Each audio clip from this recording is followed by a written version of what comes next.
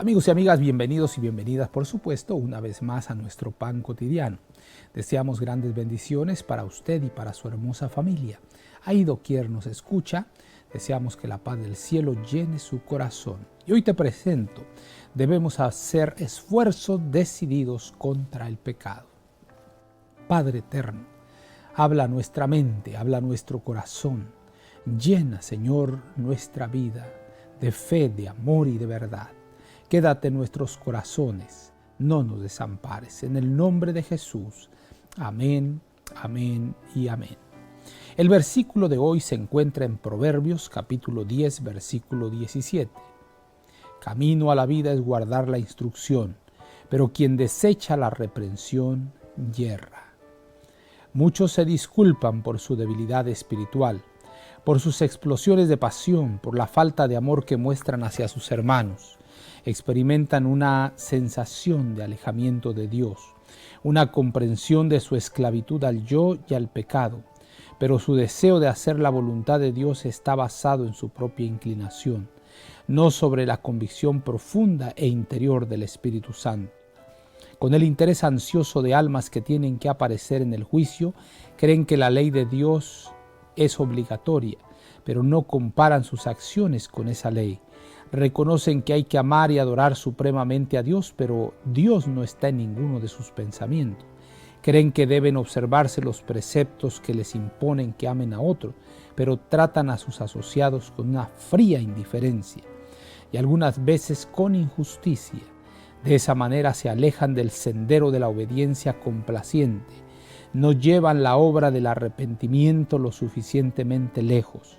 El sentido de su mal debería llevarlos a buscar a Dios con la mayor seriedad para obtener poder con el fin de revelar a Cristo por medio de la bondad y la paciencia.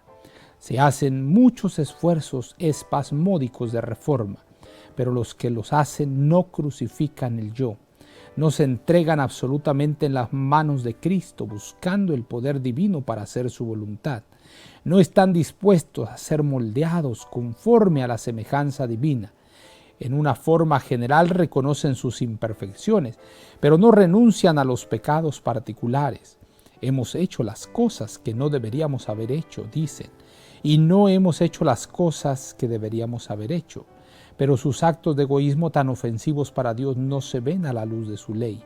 No se expresa un arrepentimiento pleno por las victorias que ha ganado el yo. El enemigo quiere que se hagan estos esfuerzos espasmódicos porque los que los hacen no se ocupan en ninguna batalla decidida contra el mal. Por decirlo así, se coloca sobre su mente un parche calmante y con autosuficiencia empiezan de nuevo a hacer la voluntad de Dios. Pero una convicción general de pecado no es reformadora.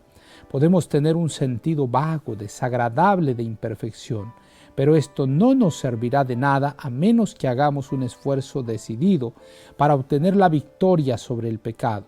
Si deseamos cooperar con Cristo para vencer como Él venció, debemos en su fortaleza resistir de la manera más determinada contra el yo y el egoísmo.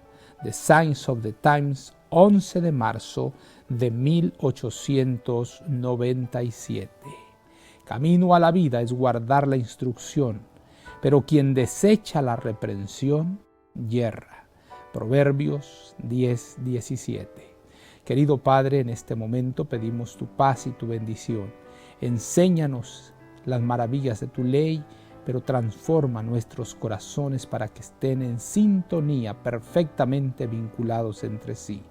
Gracias por todo. En el nombre poderoso de Jesús lo agradecemos todo.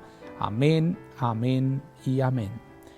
Jehová te bendiga y te guarde. Jehová haga resplandecer su rostro sobre ti y tenga de ti misericordia. Jehová alce a ti su rostro y ponga en ti paz. No lo olvides, conserva una sonrisa en tus labios, una oración en la mente y una canción en el corazón. Hasta la próxima.